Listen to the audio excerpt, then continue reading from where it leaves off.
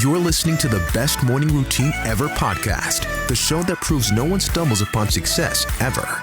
With your host, Lou Need. Every Mondays and Thursdays, we deliver cold hard evidence behind the power of a robust morning routine. Get ready to be transformed by the renewal of your mind. Hello, morning enthusiasts. Welcome to the Best Morning Routine Ever. Today, I have an incredible guest with me today. I have Sara Long here, and she is a professor and actually United States history professor. In addition to teaching, Sara remains active in the public history sector by participating and managing several projects. In 2019, she founded the oral history project and podcast called The Makeup Historian, and we will hear more about that later on today. She actually currently is drafting the master plan of developing for the Museum of Cosmetic History. She aspires to establish cosmetic history as a legitimate and respected scholarship, focuses for future historians by providing them with properly preserved pieces of cosmetic heritage. Sara, welcome to the show. Thank you. Thank you for having me. This is awesome. Good to have you on board. What inspired you to be a history teacher? It's kind of random because I got into makeup when I was 18 and I was dead set on becoming a celebrity makeup artist. That's all I wanted to do. And long story short, my mom pretty much laughed and was like, no, you're going to college. So I enrolled at a local community college and started knocking out the prereqs, and one of the first classes I ever took was United States history, and I absolutely fell in love with it. So I just kept taking more and more history classes, and then eventually decided to go for my bachelor's and loved it so much I went for a master's. So it kind of found me. I guess that's the best way that I could put it. It wasn't what I thought I would do with my career, but I absolutely enjoy every day. So it's a lot of fun. That's fantastic. And I love your niche. It's cosmetic history. Yeah. Tell us a little bit about that. And I'm pretty sure I'm not familiar with it. Well, I mean, you're not alone. Not a lot of people are. And that's kind of the whole point of not only the podcast, but trying to get this museum off the ground.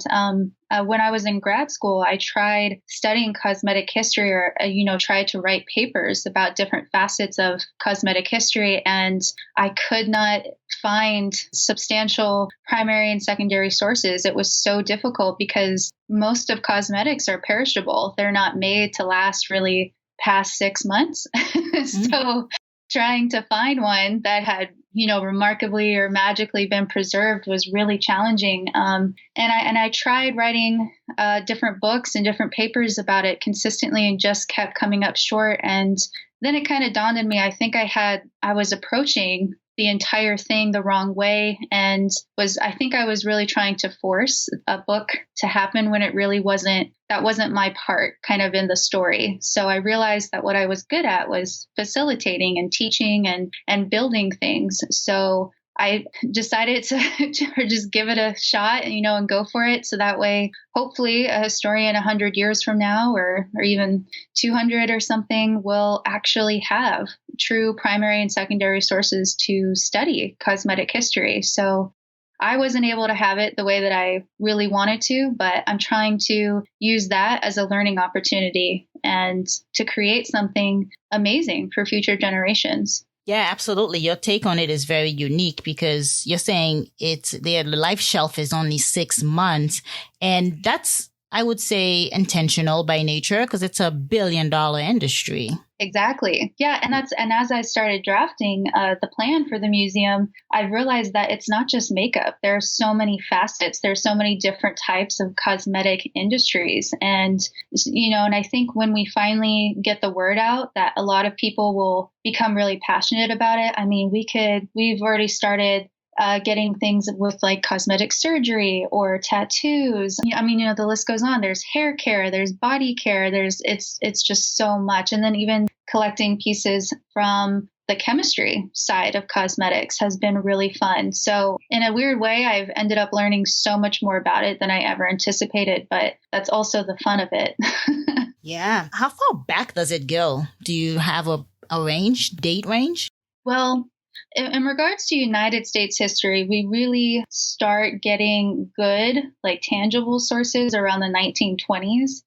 That's really like as far back as that we have a lot, I would say, of sources where we can get them from like the 1920s on. But we do have some sources that go back even farther than that. And they're not just in regards to the United States. We've been able to, in a weird way, I've been able to connect with other makeup enthusiasts who love collecting different facets of cosmetic history. And they have some really interesting and sometimes ancient pieces of cosmetic heritage that they would love to donate. We just need to create a place for them to put it. Mm-hmm.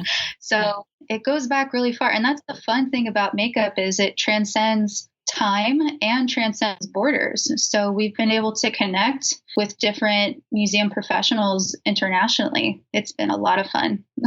Yeah, I'm amazed to hear there's a whole slew of people out there doing the research on this. What is the goal, the objective of the research and the study? What are we trying to improve the makeup cosmetic industry, or are you trying to just inform the public? Well, there was a shift in historical scholarship within like the past 50-ish years where we kind of we're approaching historical study differently than we used to. It used to be we kind of looked at it from the top down, like political, economic powerhouses, and then we would trickle our way down to the everyday realities. But now when we study societies, we're trying to do the exact opposite. We're trying to really understand the everyday realities of citizens within any nation. So my approach to that was, well, makeup is a really intimate aspect of most people's everyday routine. What if we kind of studied cosmetics as this thread that connected us throughout our everyday realities? And then historians also, I think sometimes people misunderstand us because we kind of work backwards.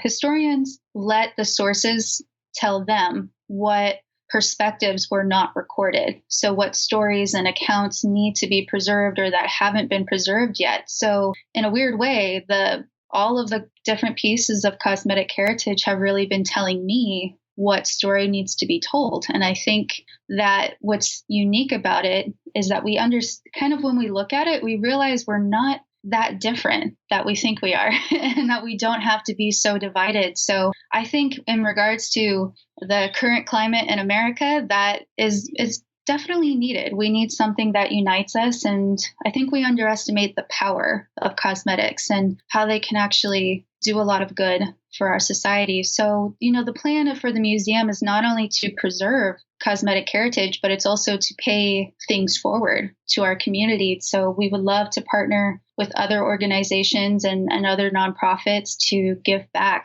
to various issues, whether it's helping victims of domestic violence, helping our schools, the list goes on. We really want to let the sources tell us where we need to go and what parts of our society need help. Yeah, and it will be a great way to educate students and kids coming up on different cultures, because the gist of it, the main goal I'm hearing from you is to understand other people, understand other cultures and how we are interconnected in that way. Exactly. Yes. Yeah. And I think I don't know if it's because we're in the digital age and we are used to instant gratification that it's kind of ironic that in the age where we have more ways to communicate with one another, we're also becoming more divided than ever. And I'm not really sure what that means or how that is happening, but as a scholar, it's worrisome. And I'm trying to figure out how can I give back with my very random skill set? How can I actually put these two worlds to work and in a way that actually helps my community. Yeah, and I agree with you. Even as an adjunct professor myself, I teach MBA courses, and I find it that traditional education is whittling away in a sense because technology is kicking in. There's the need to learn for more core competencies and tailor the learning versus the traditional, let's go to a classroom, let's interact, let's engage, let's bounce ideas off each other, let's have an open discussion. Yeah. No, I completely agree. And so that's the shift with education right now. And I just like you, I'm not sure if it's a good or bad thing, because people love tailored education and building on the core competencies. But I think you're right when you say social media has also disengaged us. It works. It's supposed to work to keep us social, but I'm thinking it works too well. Yeah. Because there's a counter a balance going on here. Yeah. And there's actually, throughout the podcast, I've been able to interview some really interesting people, and it's all the evidence it's very in the beginning phases, but we're starting to notice that there's a decrease in the humanities, and we think that might be somehow connected to this disengagement within communities. So not having those soft skills that we get from different humanities fields it's kind of too early to tell, but we think it may be connected to kind of some of the major issues within our society. Right. Yeah. Tell us about your morning routine. My morning routine. Let's see. Well, I make it a point to at least give myself about a good 30 minutes in the morning to just be mindful to myself and of my time. So I call it concepting, basically, where I like to write out literally on a piece of paper, like what my concept is for the day. And then I also really like to take a little bit of time on my skincare and just a little bit of makeup. It kind of depends on the day, but for me, it really is almost like a ritual in a sense, just kind of visualizing, writing out what I want the day to look like, what goals I would like to accomplish, and then also taking time to, just on my own personal look. And I think it just makes me feel a lot stronger when I take those 30 minutes in the morning to kind of prepare myself mentally, physically for any challenges that the day has. I kind of tell myself, like, just roll with the punches, like create a flexible but comprehensive plan. And it's okay if everything doesn't go as you want it, but at least try to get as much as you can done.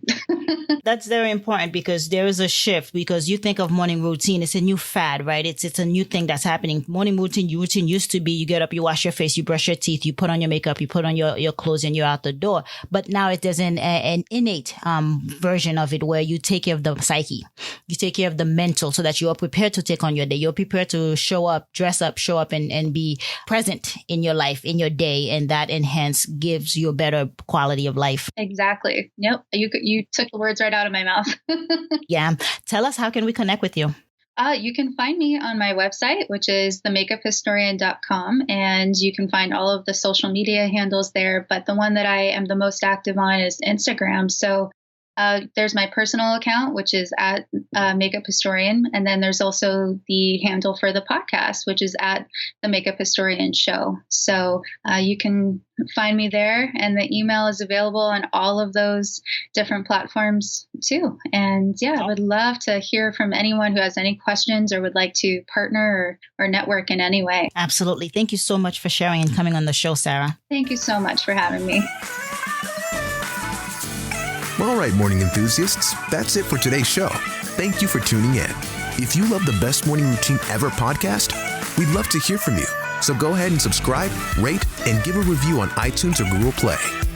While you're at it, tell a friend about the show. Be sure to visit bestmorningroutineever.com and our Facebook group to join the conversation, access the show notes, and discover our fantastic free bonus content. Until next time,